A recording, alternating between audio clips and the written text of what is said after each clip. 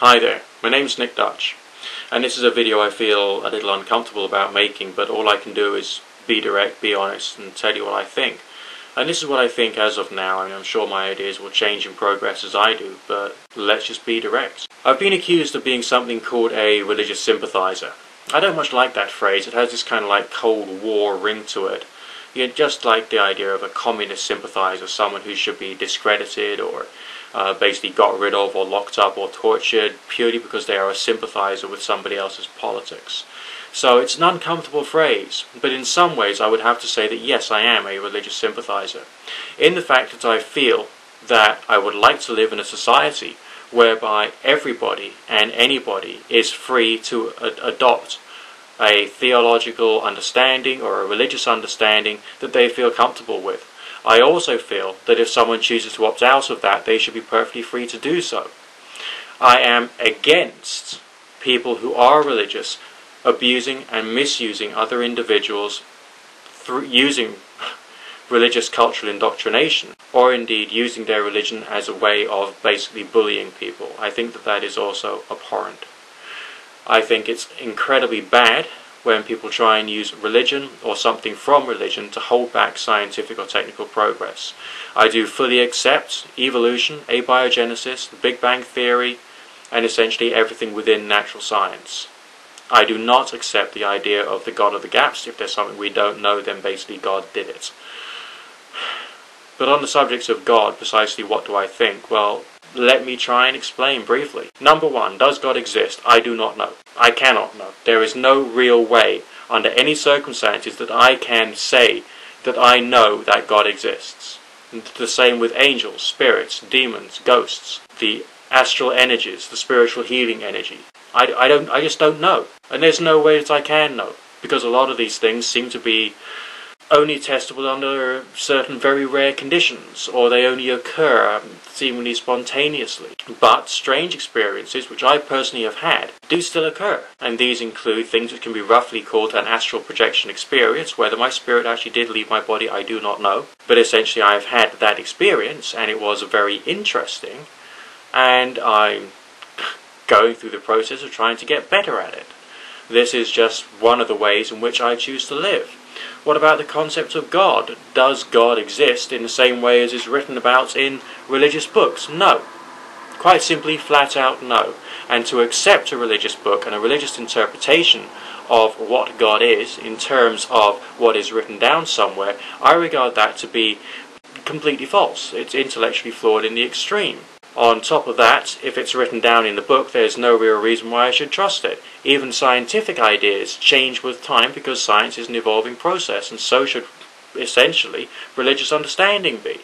So how can I reconcile the fact that I'm a person who understands and respects fully and completely the whole of natural science, but is still, in inverted commas, a spiritual person? Well, because I can say that I do not know whether God exists or not. I know that religious exercises have a mind-altering component.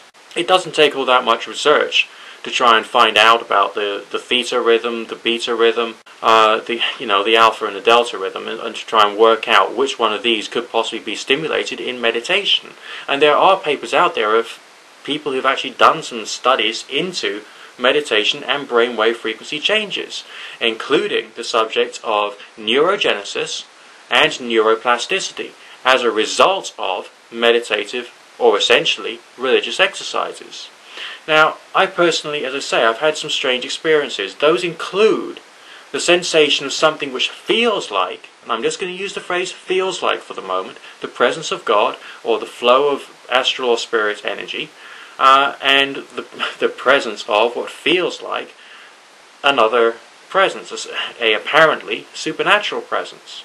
These are interesting experiences. They are not proof. They cannot be proof, because we are complex individuals. I mean, if you weigh 75 kilograms, for instance, 1 kilogram of your body weight is bacteria. And if there is an imbalance somehow in the bacteria of your gut, and you lose the ability to absorb certain nutrients, or there is some kind of allergic reaction to something that maybe the bacteria are producing, then essentially it can play tricks upon your mind. So we can't say for sure whether these personal experiences are direct proof of something, apart from maybe, and I'm saying the word maybe here, not concretely, okay? When you have the experience of maybe sharing dreams with people, or maybe you follow the methods of doing an astral projection, and let's say the circumstances were right at the time in terms of your brain activity, your body and mental chemistry, and you're actually able to have that particular experience, and on that one night you manage to have an experience whereby you share dreams with someone. You don't tell the person who was the inverted commas target that you were going to try this, and the next day you just say, what would you dream of last night? And you see what they say, and if there is a correlation, you can think, well, that's an interesting correlation. But, that's... I mean, maybe that means something, maybe it doesn't. We don't always know, and nor can we say for sure that we know. But this is just an interesting experience. Now, as far as God is concerned, what if God, just hypothetically, okay, what if God does not exist in a way that is written of in any religious book? What if there is some kind of super consciousness that doesn't have necessarily a direct impact upon physical things happening in the world, but is somehow still there?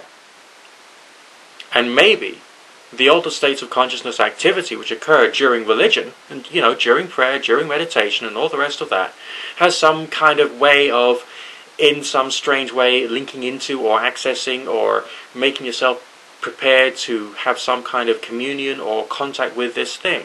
Or maybe if you do enough of it and you alter your mind enough through prayer and meditation and all the rest of that, maybe you get a little better at it. You won't ever be perfect at it. You're a human being, for crying out loud, okay? But what if that's some way of doing it? I mean, I don't know. But I enjoy the practice of doing these exercises, not necessarily even knowing whether this God thing exists. Because I can't know.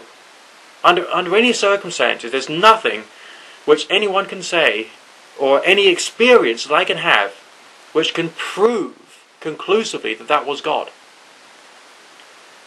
All I've got is a set of strange experiences which I've had, which suggest some other possibilities. And human consciousness, maybe, and this is a big maybe, I know, could have some kind of role to play in the whole thing.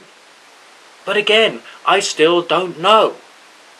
And I have to have this kind of agnostic attitude, because it makes no sense to have any other kind of attitude, to me anyway. Maybe it's just like human instinct that we all need to be part of something.